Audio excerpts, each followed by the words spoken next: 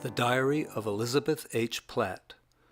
The account of her journey from New York to Green Bay, Wisconsin in 1836 with her mother, Sarah Esther Henshaw, including a visit among the Winnebago Indian tribes. Chapter 4. Niagara Falls, Brock's Monument. After dinner, Harriet and myself, followed by McClure and Mother, wound our way through the little wooded path towards the cataract. We soon reached the bank just above it. The view was magnificent, but I knew we did not see it in half its magnitude and grandeur, and was impatient to descend the staircase, but Mother shrunk from this. She was satisfied with the present aspect of the fall, but I was not satisfied for her, and again urged her compliance. Our rhetoric at last prevailed sufficiently to induce her to descend the first flight of stairs, where from an opening in the framework the entire fall was visible in the distance, and the American sheet of water but a little ways removed from us. She readily acknowledged that the prospect far exceeded that on the bank, and it was superlatively grand and impressive. So perfectly white was the vast body that came pouring over the gigantic steep that did not look like water, but like clouds, dense and white, as I have seen them hurrying over the heavens in anticipation of a driving storm, or rather like the apparel which fancy has given to the spirits of the blessed. Did cloud after cloud seem to chase each other over the fearful precipice, meeting midway the volumes of vapor and foam from below, and mingling their strength together descended into the deep abyss. The sunbeam had retired from the scene, and when he went, divested the waters of their blazonry of diamonds, and as in their ethereal semblance, wave followed wave down eternally. We could fancy them fallen spirits shorn of the glory, but not the habiliments of angels, who were banished from the presence of Jehovah, and precipitated into the bottomless gulf forever. McClure, Harriet, and myself left Mother at this point of view, and descended to the level of the river.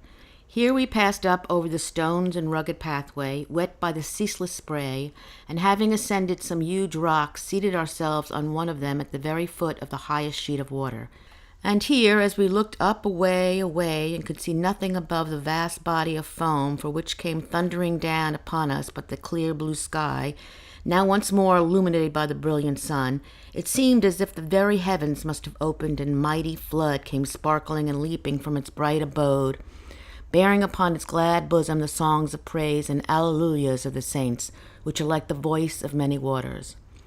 The sunbeams came from heaven to bathe in its fountain, and embracing the drops as if they flew up to meet him, cast around them an iris crown of light and glory. The scene was almost too much for a mortal to endure.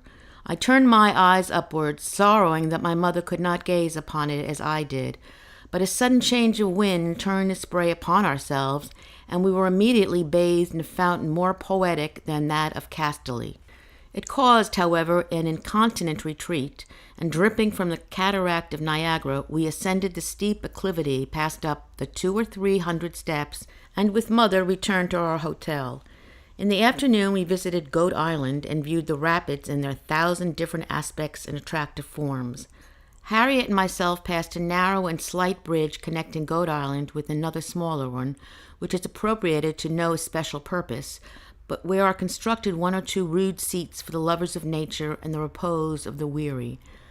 The island is covered with trees, and many of them bent over the green wave and playfully dip their light leaves into the graceful current, while others strike their roots deeply and firmly in the nature, as if to say, "The soil is consecrate to nature," rearing their proud forms aloft and wreathing their luxuriant branches into leafy bowers for the fairy dance, as if to give shelter to the spirits which watch over the mighty flood, and mingling their aeolian notes with the music of the hymning waters.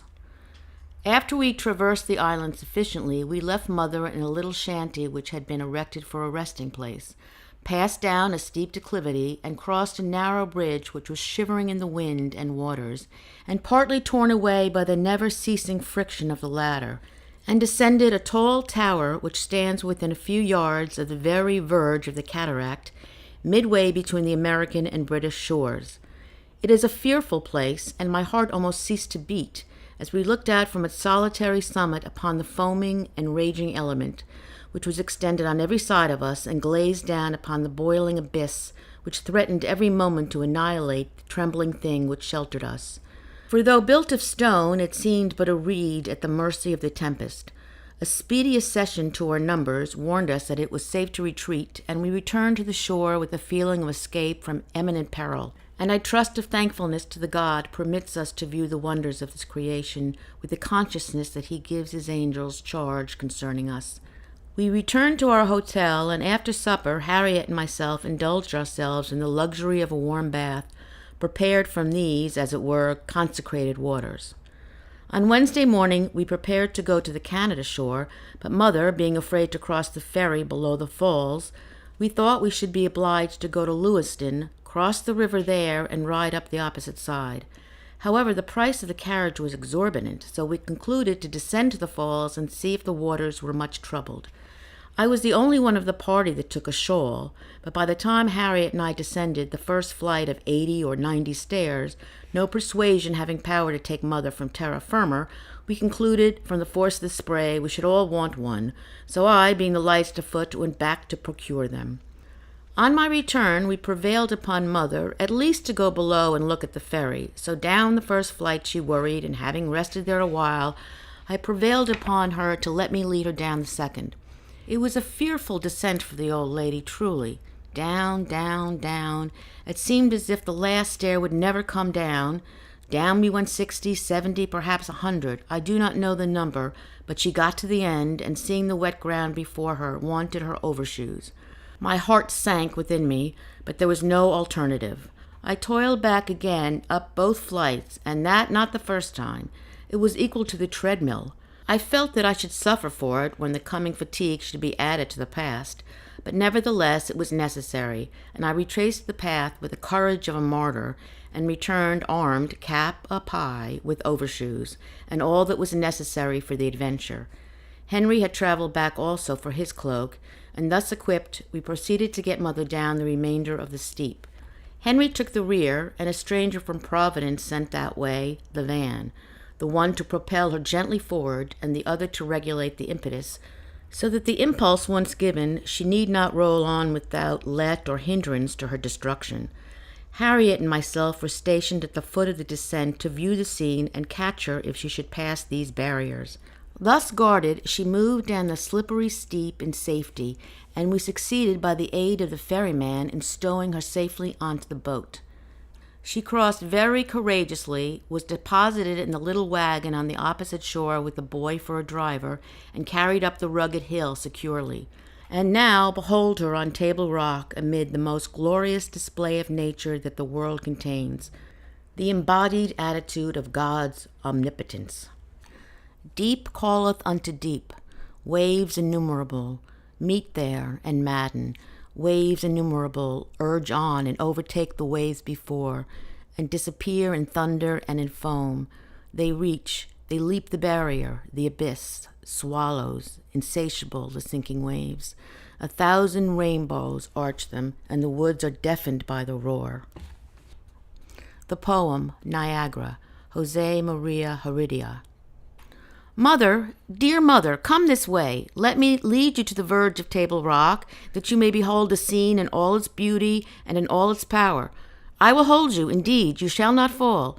I will extend myself upon the rock at your feet and hold you thus, if you will but approach for a moment and survey it. No, no, I see it here. I am afraid the rock will fall beneath me. Well, come a little nearer than you are, my mother. Come within 3 yards of the descent. But there was no prevailing upon her. She stood aloof, looking timidly around as if she feared the unchained giant of the flood shaking his heavy locks and sending forth his deep-toned voice upon the air would follow her even to the retreat she had chosen. I prostrated myself and looked over the verge of the rock to observe the rainbows which were softly penciled upon the bosom of the water, and after Mother had seated herself in the little wagon to ascend to the hotel, Henry, Harriet, and myself, after having turned over the albums a little while, descended the winding staircase which leads to the dark cavern behind the fall. The pathway looked fearful and dangerous, and I could scarcely realize that I had trodden it so courageously 10 years earlier and penetrated 100 feet behind the overwhelming cataract. Wearied with toil and threatening with headache, we ascended to the inn, and here Harriet and I climbed up the top of the house and viewed in silence the eternal waters, and listened softly by distance to the mingled melody of wind and wave. After dinner, we crowded ourselves into the little vehicle, rather a hard one, and followed a Canadian horse under a swift trot 9 miles to Brock's Monument at Queenston. I believe Mac was a little humiliated at the homeliness of our establishment, but as we felt that our responsibility did not depend upon externals, we drove off in a very independent spirit. We ascended to the summit of the monument by a winding staircase of 170 stairs. It is an immense fabric 100 feet high and at its base 20 feet in diameter. The remains of Major General Brock were deposited beneath it. A very delightful and extensive view is spread out to the eye of the spectator from its site. Niagara River, with its broad, deep current and peculiar hue, closed in by high, luxuriant banks, flows on until its waters mingle with those of Ontario, whose broad surface stretches before you and bounds the northern horizon, and the country east and west, made with villages, spires, and the distant fortifications on both sides of the river, be seen for 20 or 30 miles.